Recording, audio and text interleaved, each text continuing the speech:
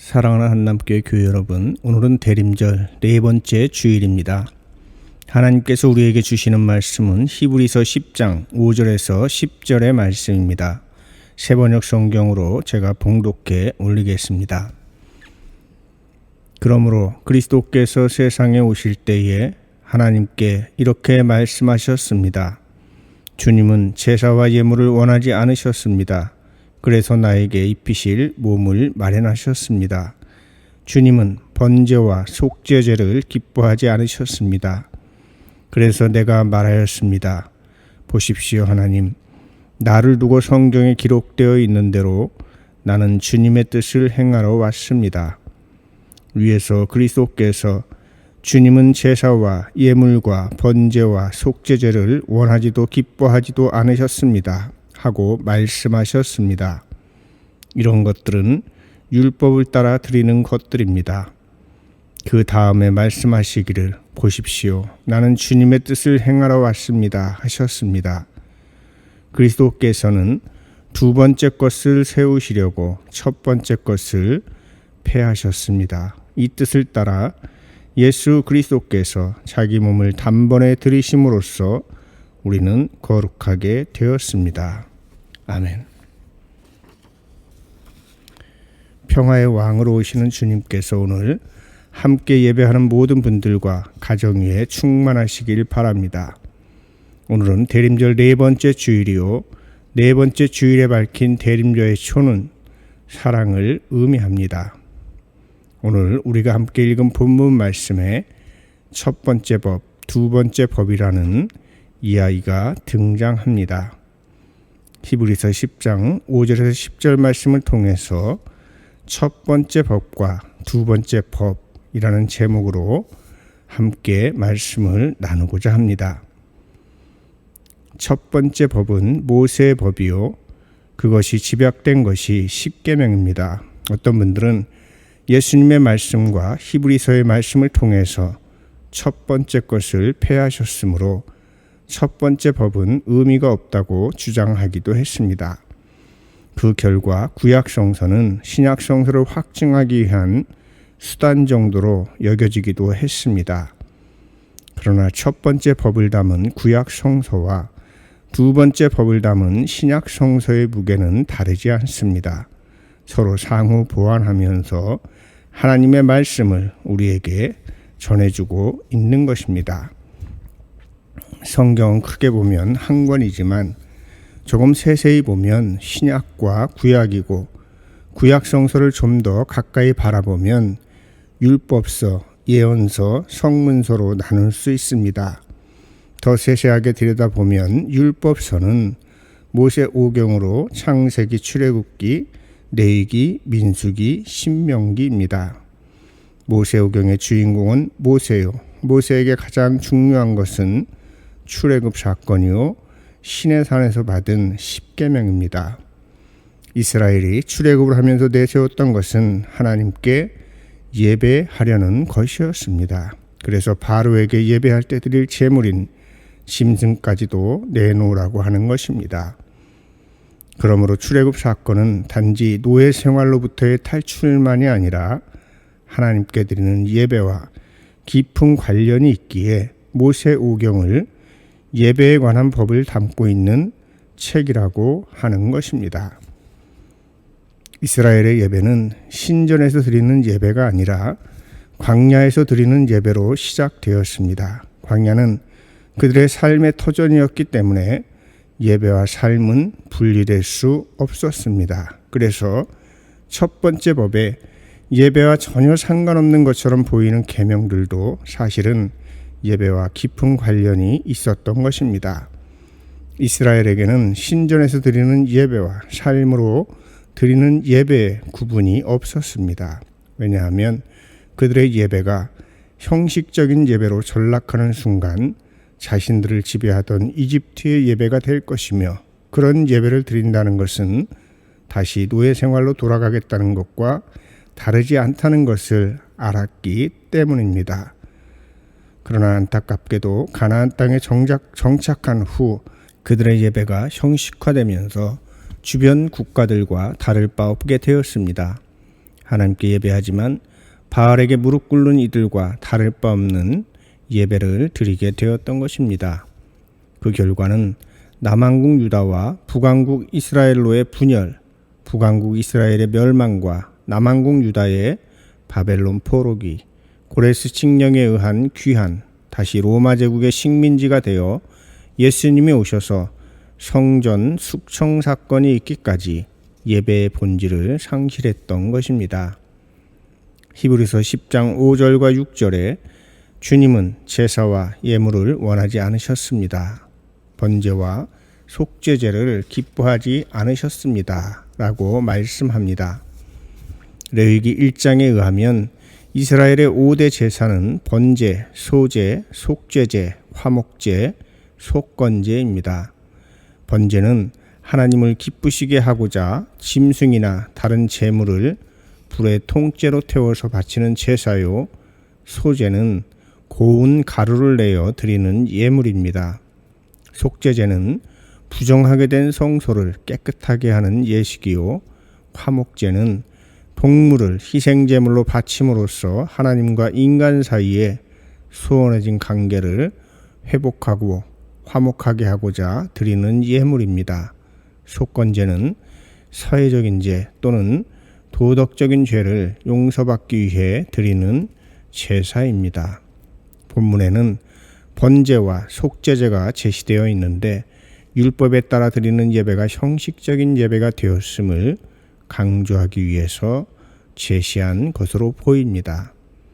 하나님을 기쁘시게 하고자 하는 예배가 형식적인 예배가 되니 성소를 아무리 깨끗하게 하는 예식이라도 아무런 의미가 없다는 것입니다.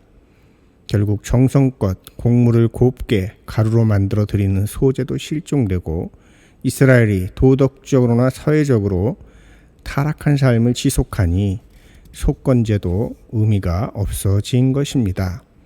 그러니 화목제를 드린들 하나님과 화목하게 지낼 수 없었던 것입니다. 그러므로 율법에 따라 매년 반복해서 드리는 희생제사가 사람들을 완전하게 하지 못한다는 것입니다. 그들은 황소나 염소의 피가 그들의 죄를 없애준다고 믿었지만 착각이라는 것입니다.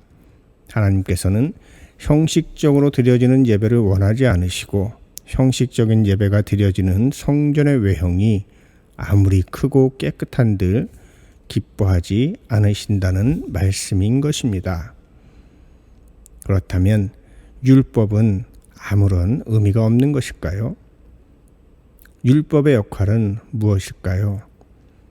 율법의 역할은 죄가 무엇인지를 알려주는 것입니다. 어떻게 사는 것이 정의로운 삶인지를 알려주는 것입니다. 십계명의 인간 사이에서 지켜야 할 법 규정들을 보면 이 사실을 쉽게 알 수 있습니다. 사람 사이에서 지켜야 할 첫 번째 계명, 부모를 공경하라는 계명이 없었다면 부모를 공경하지 않는 것이 죄라는 것을 알지 못했을 것입니다.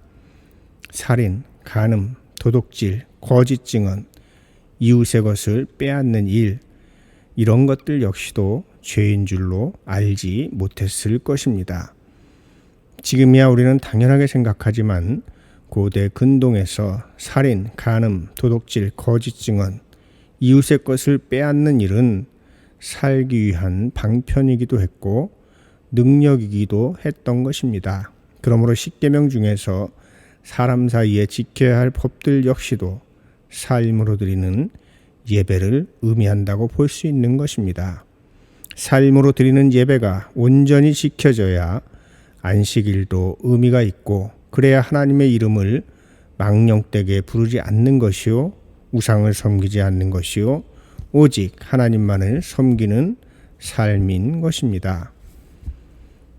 제가 신학교 다닐 때까지만 해도 세계 최초의 성문 법전은 함무라비 법전이었는데 최근 고고학회에서 새롭게 발견한 우르나무 법전이 함무라비 법전보다 200년 이상 앞서 기록된 것임이 밝혀졌습니다.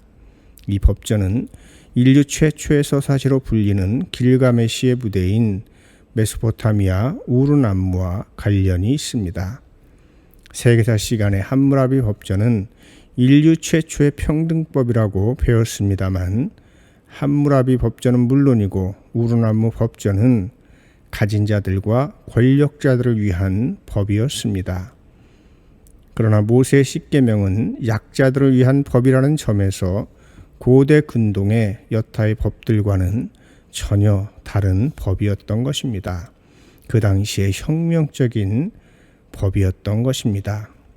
예를 들면 도망간 종을 숨겨주는 일에 관해서는 고대 근동의 법은 남의 재산을 몰래 감추는 행위로 간주를 합니다. 그러나 신명기 법전에서는 그 주인에게 돌리지 말고 보호하라 말씀하고 있는 것입니다.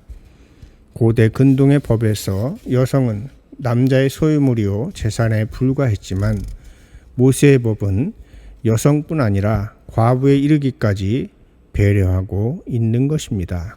그러므로 모세 오경은 하나님께서 선물로 주신 법이었던 것입니다. 그러나 이러한 혁명적인 율법도 문자와 형식이라는 껍데기만 남게 되자 인간을 해방하는 법이 아니라 옥죄는 법이 되었고 사회적인 약자를 보호하는 법이 아니라 권력자들을 위한 법이 되고 말았습니다. 마태복음 5장 17절에 내가 율법이나 선지자를 폐하러 온 줄로 생각하지 말라. 폐하러 온 것이 아니요 완전하게 하려 함이라 하는 예수님의 말씀은 율법의 근본적인 의미를 회복하시겠다는 말씀인 것입니다. 그렇다면 오늘 본문 9절의 말씀, 그리스도께서는 두 번째 것을 세우시려고 첫 번째 것을 폐하셨습니다 하는 말씀이 의미하는 바는 무엇일까요?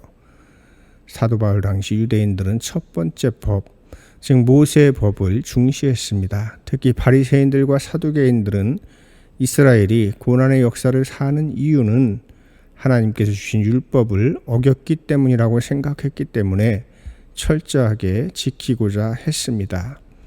말라기 선지자 이후 400년 가까이 예언자가 없던 시절을 살던 이스라엘은 바리새인들과 사두개인들을 중심으로 율법을 철저하게 지켜서 이스라엘의 거룩함을 회복하고자 했던 것입니다. 그러나 문제가 생겼습니다. 그들은 율법을 온전하게 회복하기 위해서 각종 부수적인 법들을 만들면서 스스로 문자적인 법조문에 얽매이게 된 것입니다. 본래는 약자들을 위한 율법이 이제는 약자들을 올가매는 사망의 법이 되어버린 것입니다. 그러므로 히브리서에서 폐기되어야 할 첫 번째 법이 의미하는 바는 본질을 상실한 왜곡된 율법인 것입니다. 예수 그리스도의 십자가와 부활이 있기 전까지는 율법을 잘 지켜야 구원을 받는다 생각을 했습니다. 그래서 뇌이기에서 제시하고 있는 바대로 5대 예물을 드려가며 예배하는 일에 열중했습니다. 그러나 형식화된 예배는 구원의 길로 인도할 수 없었고, 만일 인간이 예배를 잘 드려서 하나님의 구원에 이룰 수 있다면 자기의 의를 통해서 구원에 이룰 수 있다는 결론에 도달합니다. 인간 스스로의 행위에 의해 구원에 이룰 수 있다면 하나님이 필요 없어지는 것입니다. 1939년 9월 1일부터 1945년 9월 2일까지 2194일 동안 인류 역사상 가장 많은 인명피해와 재산피해를 남긴 가장 파괴적이었고 치욕스러운 전쟁이 있었습니다. 제2차 세계대전입니다. 제2차 세계대전이 끝난 후 당시 18세기 계몽주의, 경건주의 그리고 낭만주의의 영향을 받아 등장했던 자유주의 신학이 역사의 뒤안길로 사라졌습니다. 자유주의 신학은 인간이 하나님 나라까지도 만들 수 있다고 주장했습니다. 히틀러를 지지하던 교회들도 이런 자유주의 신앙에 물들어 있었던 것입니다. 그러나 제2차 세계대전 이후 인류는 인간 스스로 인간을 구원할 수도 없으며 하나님 나라도 만들 수 없다는 것을 깨닫게 된 것입니다. 그러므로 첫 번째 법은 죄에 대한 깨달음을 주지만 왜곡되지 않는다고 할지라도 구원에 이르게 하지는 못한다는 한계를 가지고 있는 것입니다. 두 번째 법은 사랑의 법이요, 복음이요, 예수 그리스도의 법입니다. 이 말은 첫 번째 법이 필요 없다는 의미가 아니라 첫 번째 법이 가지고 있는 한계를 넘어선 법이라는 의미입니다. 예를 들면 컴퓨터를 업그레이드 시킬 때 이전의 것을 다 폐기하고 전혀 새로운 것을 만드는 것이 아니라 하드웨어의 일정 부분은 그대로 사용하면서 소프트웨어를 바꿉니다. 컴퓨터의 하드웨어와 소프트웨어를 바탕으로 업그레이드 된 것입니다. 그러니 복음의 시대를 살아가니 율법은 필요 없다, 구약은 필요 없다고 할 수 없는 것입니다. 10절 말씀을 보십시오. 이 뜻을 따라 예수 그리스도께서 자기 몸을 단번에 들이심으로써 우리는 거룩하게 되었습니다. 아멘. 예수님의 십자가 고난은 첫 번째 율법에 따라 드리던 모든 제물을 통합한 희생 제물이요, 이 희생 제물은 매년 혹은 절기마다 반복해서 드리던 각종 제물을 통합하는 것입니다.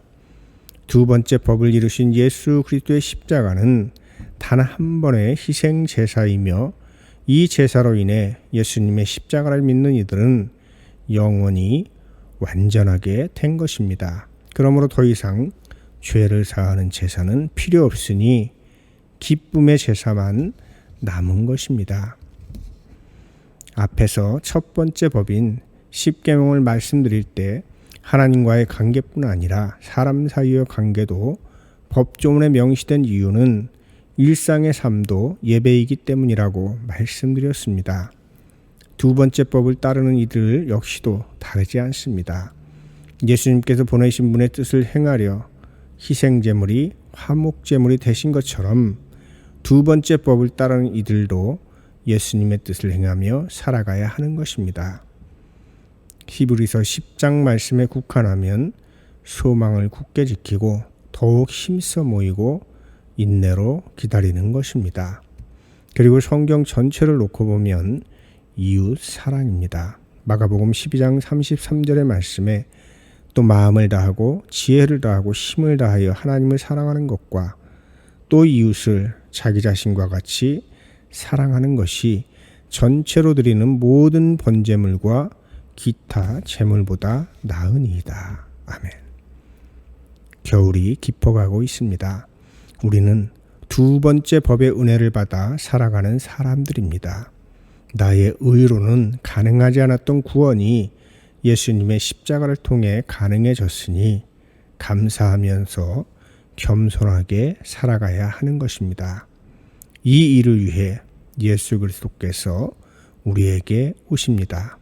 주님을 맞이하셔서 두 번째 법이 주는 은혜 가운데 거하시는 여러분 되시기를 주님의 이름으로 축원합니다. 말씀을 기억하면서 거듭기도 드리도록 하겠습니다. 우리에게 두 번째 법을 통하여 구원에 이르게 하신 주님 감사합니다. 그 은혜를 잊지 말게 하시고 그 은혜를 이웃과 나누며 살아가게 하옵소서.